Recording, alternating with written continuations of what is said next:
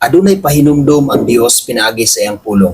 Ya sa panultihon 30 bersikulo 6, ayaw pun ang gisulti sa Dios kay silutan kaniya o ipailagayod niya ang imong pagkabakakon.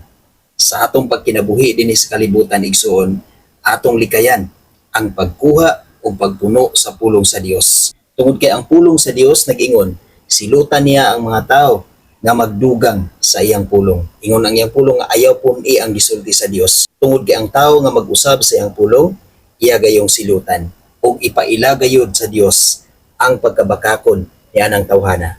Busa igsoon, ato gayong likayan ang pagdugang sa mga pulong sa Dios ug ato usab likayan ang pagkuha sa mga pulong sa Dios. Ato lang gayon sundon ug atong isulti, atong isangyaw ug atong tumanon kung unsa ang kabubuton sa Dios, kung unsa ang naa sa pulong sa Dios. Dili nato punan ug dili nato kinikuhaan aron dili kita silutan sa Dios. God bless sa tanan.